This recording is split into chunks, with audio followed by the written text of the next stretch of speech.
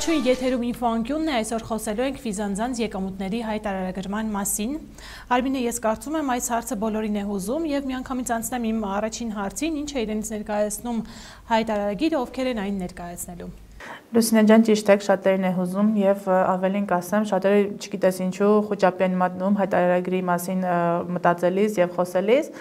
հորդորում եմ ընդհանրապես չան հանգստանալ, ուղղակի հստակ ծանոթանալ ընթացակարգին, թե ինչպես պետք է հայտարարագիրը լրացվի։ Հայտարարագրի լրացումը, հայտարարագրի հանձնումը փուլային եղանակով տեղի ունեցավ 23 թվականի համար արդեն կային մի խումբ անձինք, ովքեր հայտարարագիր լրացրել են նրանք էին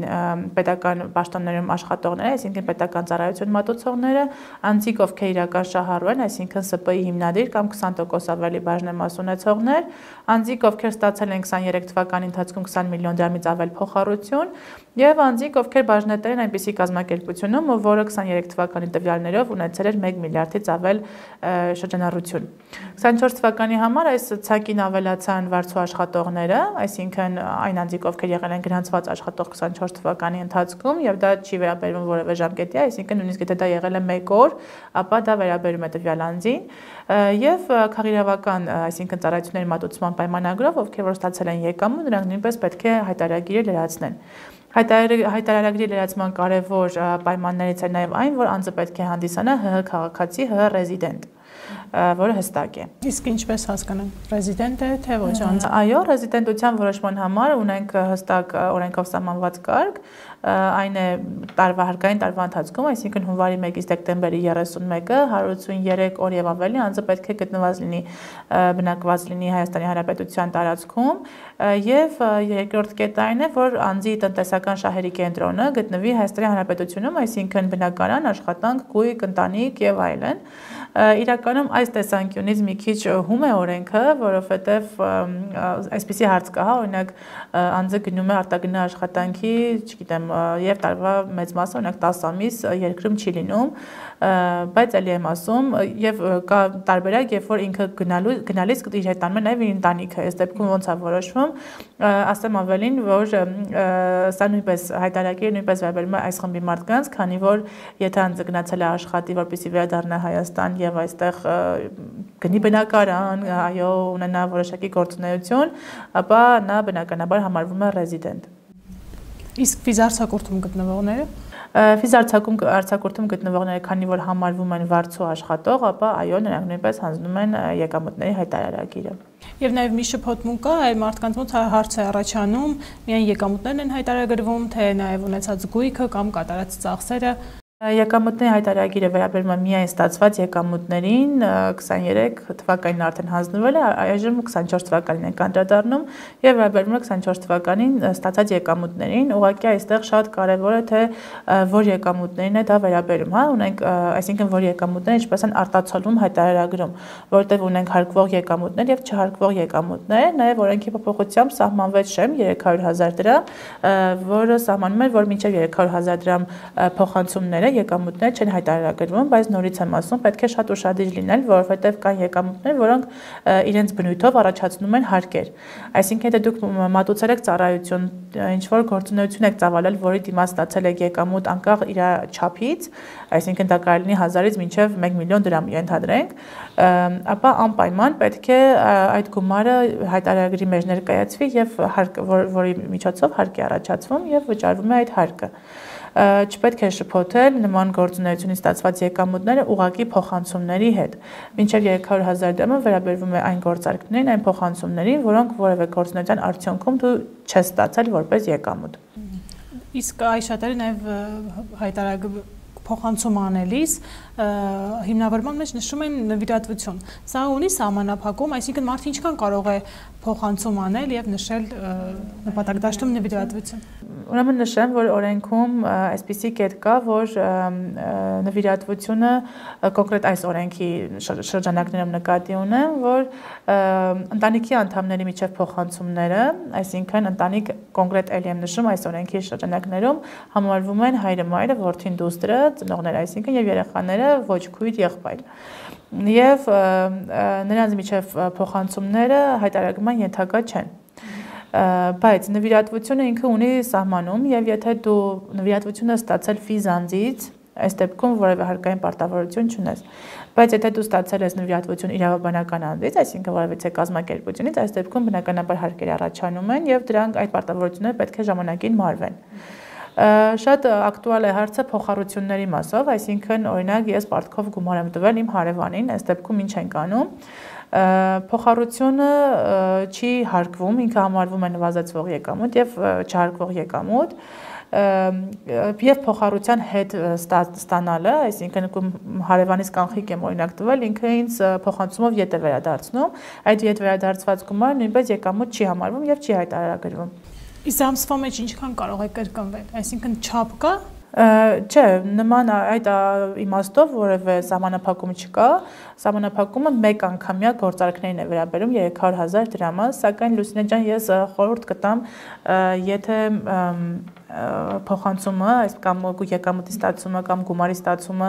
ինքը հնարավոր է հետագայում ինչ որ հիմնավորման կարիք ունենա, ցանկալի է որ իրեն ուղղակի մեր հայտարարագրի երկրորդ բաժինը դրանք չհարկվող եկամուտներն են, այդ բաժնում անպայման արտացոլվի։ Հետագայում այնպես չի լինի, որ եկամուտը ստացել ենք, բայց չենք արտացոլել, ինչ որ բան ենք թաքցնում, նման խնդիրներից խուսափելու համար ես խորհուրդ եմ տալիս ամեն դեպքում բացի ընտանիքի անդամների միջև փոխանցումները, այլ անձանցից ստացած բոլոր եկամուտները, չհարկվող եկամուտներ տողում արտացոլել։ Շատ լավ, եւ խոսվում է, որ հայտարարագրման արդյունքում մենք փոխհատուցում կստանանք, այսինքն գումարի հետ վերադարձ կլինի, սա որ դեպքերին է վերաբերում։ Ուրեմն կա սոցիալական ծախսերի հստակ սահմանում օրենքի շրջանակներում, որոնք որ ենթակա են փոխհատուցման մեր վճարած եկամտային հարկերի հաշվին, եւ դրանց մեջ մտնում է կրթական ծրագրով փոխհատուցումներ, այսինքն եթե անձը ուսանում է պետական լիցենզավորում ունեցող հաստատությունում, ապա նրա վարձավճարը մինչև 100,000 դրամը, մաքսիմալ գումարը 100,000 դրամն է, ենթակա է փոխհատուցման։ Նորից եմ կրկնում, վճարված եկամտային հարկի հաշվին, այսինքն եթե դու տարվա ընթացքում 100,000 դրամի եկամտային հարկ արդեն վճարել ես, դրա հաշվին ետ է վերադարձվում։ Կրթական ուղղությամբ նաև ավելացավ օրինակ դասագրքերի արժեքը մեկ անձի հաշվարկով 3,000 դրամ տարեկան կտրվածքով, որը փոխհատուցման ենթակա է։ Բայց նշենք, որ անկանխիկ եղանակով վճարված։ Այո, կոնկրետ վճարումները վերաբերում են անկանխիկին, եթե դու ինչ-որ օրինակ համալսարանի համար վարձավճար ես վճարել եւ անկանխիկի մասով էլ կան որոշակի կետեր, որ պետք է պահպանվեն, այսինքն պետք է երևա թե ով է վճարողը, կոնկրետ երևա որ հայրդ է, մայրդ է կամ չգիտեմ որդիդ է եւ այլն, անպայման պետք է երևա, որովհետև եթե սենց ասեմ հարևանդ քո համար գնացել է իր հաշվի համարից վարձավճարա փոխանցել, դու չես համարվում նրա ընտանիքի անդամը եւ նա չի կարող ինչ-որ գումար ետ ստանալ կամ դու չես կարող ետ ստանալ այդ գումարը։ Պետք է հստակ հիմնավորել, որ այո, հարևանս է, իմ համար է գնացել է, վճարել է եւ այլն, ինչը խնդրահարույց է իրականում։ Առողջապահական իմաստով ունենք ապահովագրության շրջանակներում փոխհատուցման ենթակա գումար 50,000 դրամի չափով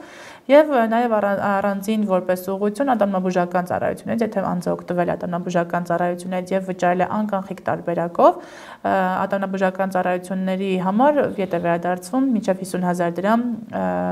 ծախսը։ Նշեմ, որ այս բոլորը 100,000 այնտեղ, 50,000 այնտեղ, չգիտեմ 3,000 դրամ դասագրքեր եւ այլն, բայց ընդհանուր տարվա համար փոխհատուցվող գումարը 100,000 դրամն է, պետք է չգերազանցի 100,000 դրամը։ Ինչ է անհրաժեշտ հայտարարագրման գործընթացը կազմակերպելու համար, քանի որ սարքերում Այո, բերել եմ որպեսզի ցույց տամ ստորագրման սարքը, իրականում հայտարարագիրը ստորագրելու համար մեզ նախ հայտարարագիրը լրացնելու համար այսպես թե այնպես մեզ անհրաժեշտ է ID card, դրա համար հորդորում եմ, ովքեր դեռևս չունեն ID card, նույնականացման քարտ, անպայման այդ հարցը կարգավորեն, քանի որ մինչև նոյեմբերի 1-ն է այս պահին ժամկետը նշված հայտարարագիր հանձնելու։ Եթե մենք ունենք ID card, որը չիպով է, այս դեպքում կարող ենք ստորագրությունը ակտիվացնել ID card-ով եւ դրա համար անհրաժեշտ է այսպիսի սարք, որի միջոցով մենք ստորագրում ենք մեր հայտարարագիրը, ID card-ը ուղղակի առանց սարքի անհնար օգտագործել։ Եվ երկրորդ տարբերակը բջջային օպերատորների միջոցով ցանկացածի միջոցով գնում ենք եւ ակտիվացնում ենք ստորագրությունը եւ ստորագրում ենք մեր հայտարարագիրը։ Նշեմ, որ նախկինում սահմանված էր ստորագրության վճար 3000 դրամ, սակայն փետրվարի 1-ից հետո այդ 3000 դրամ վճարը հանվեց, բայց դա չի տարածվում մինչև փետրվարի 1-ը, ասենք մարդիկ կային, որ պարտաճանաչ կերպով հունվարի մեջ կազմակերպեցին իրենց ստորագրության ակտիվացումը, իրենց այդ 3000 դրամը հետ չի վերադարձվում։ Իսկ այ անձի կարող է ինքնուրույն հայտարարագիր ներկայացնել, եթե կարող է, ինչպես է դա կազմակերպվում, կամ եթե չի կարող, ում պետք է դիմել։ Լուսինե ջան, իրականում, երբ որ նոր էր հայտարարագրման թեման բացվել, ով ինձ հարցնում էր, ես ասում եի, հա, այդ ինչ ա եղածը, քո եկամուտները այսպես թե այնպես ինքնաշխատ տարբերակով որպես վարձու աշխատող երևում են, եւ եթե դու չունես ինչ-որ խնդրահարույց փոխանցումներ, որոնց մասով չգիտես ինչ անես, ընդհանրապես խնդիր չկա, բացի ինքնուրույն լրացրու, բայց օրենքի տեսանկյունից եղան փոփոխություններ, որոնք սահմանեցին տերմինաբանություն, եւ անկախ քեզնից դու պետք է ինչ-որ չափով խորանաս, որը որ տողում լրացնես, որը ինչ ձևով լրացնես, լրացնես թե չլրացնես, դրա համար ես խորհուրդ եմ տալիս անպայման դիմել մասնագետի խորհրդատվության, որովհետև ել եմ ասում տերմինաբանության մեջ հնարավոր է շփոթվել եւ կանգնել խնդիրների առաջ։ Շատ լավ, եւ վերջին հարցը, ինչ տեղի կունենա, եթե մենք չհայտարարագրենք մեր եկամուտները։ Եկամուտների հայտարարագիրը չհանձնելու դեպքում առաջին 30-օրյա ժամկետում գալիս է նախազգուշացում, որ անպայման հանձնեք, եթե չենք հանձնում 30-օրյա ժամկետում, հաջորդ 30-օրյա ժամկետում արդեն գալիս է տուգանքը 5000-ից 50000 դրամ, կախված հայտարարագրող անձի, այսպես ասած, եկամուտներից եւ բնույթից, անկախ թե կախվածներից թե ով է հայտարարատուն,